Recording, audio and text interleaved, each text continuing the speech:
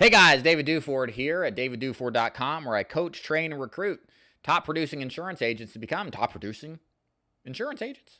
I think that works.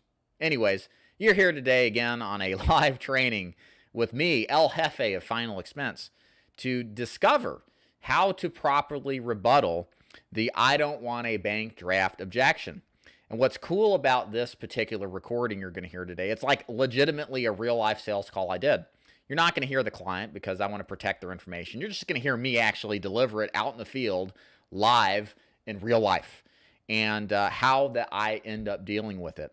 And so the way that this particular training is going to go, I'm going to play this thing so you can hear it in its entirety in just a second. And then I'm going to break down what it is I said and why I did it that way, with the goal of teaching you the process of how to deal with this objection if it comes early, if it comes late, and how to sell more with a bank draft versus those that want a direct bill. This is something that we all have to deal with occasionally.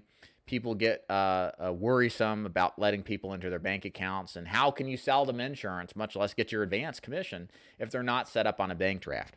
So what you're going to hear today is how I handled this client's concern about doing a bank draft. So without further ado, let's listen. That makes sense.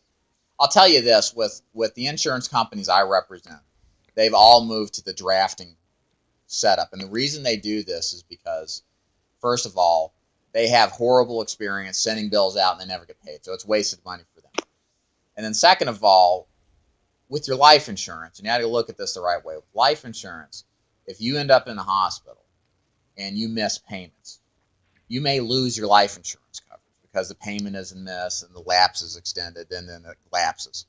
So it's best to set this kind of insurance for sure up on a bank draft. And we can set it up to where it comes out after you get paid, not before. So that you're not under pressure of like saying, oh, geez, I don't have any money on the first of the month. I get paid on the third, you know. Yeah. So I just want to be upfront with you, because the only other way you can do this is to pay like today on a quarterly basis for 3 months at a time. That's the only way these companies will take a check. Okay, so that is how I handled this particular prospect's objection to doing a bank draft. And so a couple of pointers with bank draft objections. First of all, what I believe is that there's three different people that look at bank drafts. There are three different subsects of options, people and their opinions. The first is 10% absolutely wants a bank draft under all conditions. If you don't bank draft them, they won't buy from you. The other option, the other set of people are 10% that hate bank drafts. They won't ever do a bank draft. It doesn't matter if Jesus Christ was selling them a life insurance policy. They still wouldn't put it on bank draft. There's nothing you can do about these people. And then the middle 80%, they'll possibly maybe kind of do a bank draft under certain conditions, and you got to make sure that you address them, okay? I'm not worried about the 10% that never draft. I'm worried about the 90% that will, and making sure that I set up the objection rebuttal in order to account for those people who initially are concerned. So how do I do this? Well, you just listen. I am completely upfront. I don't dance around the fact that we have to do a bank draft. I don't pretend it's not a big deal. I'm shoot them straight.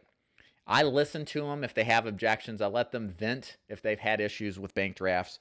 So in reviewing the recording, the key thing I tell them is like, look, bottom line, I totally understand why you may not want to do this, but all of these companies have to do a bank draft. There's just no bones about it. They found that by sending direct bills, that it was a big waste of money. People would just lapse their coverage and they lost money. Completely 100% true. And then second of all, what happens if you end up in the hospital and you're in there for a prolonged period of time and you just forget about that bill? It's not like the electricity you can turn on again and get access to. It's, you miss your coverage and it lapses. You're out of luck. You lose your policy. Sure, you can pick it back up or possibly reinstate it, but you're going to have to pay back all those premiums. You might even have to qualify again. And what if your health changes? So the moral of the story is this kind of coverage is the best kind to set up on a bank draft.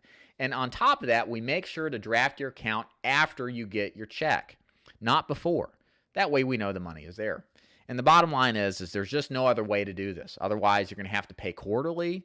Maybe if your premium's $50 a month, you're going to have to pay $150 a month or $150 every quarter. So, off script. This is how I handle it. Nothing I've said here is sneaky, untrue, or immoral. It's straight to the point. It tells you exactly how it works and what to expect. And I say it in a way that is spoken in truth with enthusiasm and care for the client.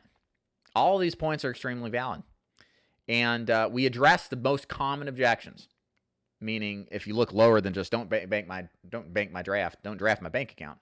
The biggest one is, they had, and you can ask them, so did you have any experience? You must have had a bad experience with bank drafts. What happened that you don't want to do them? Usually it's because they allowed someone to come in their account to draft them when they didn't have money. So you can say, hey, that's fine. We don't draft until you get your money, so you don't have to worry about that. And then really, honestly, tell them this is just the way it is. Works really well too. And just tell them there's no options. Sorry.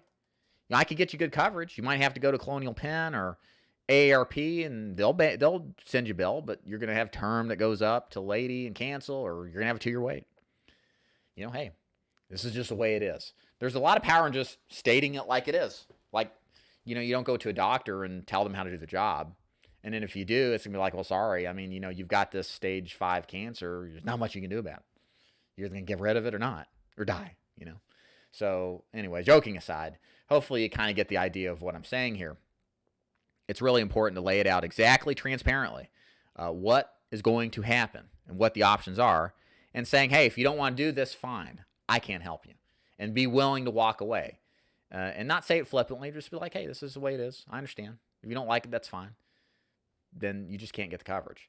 And what I have found is that 90+% will do it. Okay? 90% will do it. There's always a person that will never draft under any conditions. Maybe you try to get them on a quarterly bill.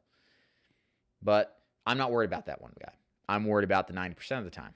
And you can lose people in that middle ground if you're not succinct in answering this objection. David Duford is my name. DavidDuford.com is my website. If you are interested in selling insurance, something like final expense, selling in annuities, or any other kind of insurance, and you want a mentor, producer, somebody that can help you become a top producer, check out my website to learn more about the different sales and marketing systems I offer in the final expense and insurance world. If you like this video, please thumbs it up, share it, and subscribe. And make sure if you got comments, anything you need me to clarify, just post it below. I'll be happy to individually reply to it. Thank you guys so much for being wonderful watchers of my websites and my training. And we'll see you next time. Hope you enjoyed the training. Goodbye.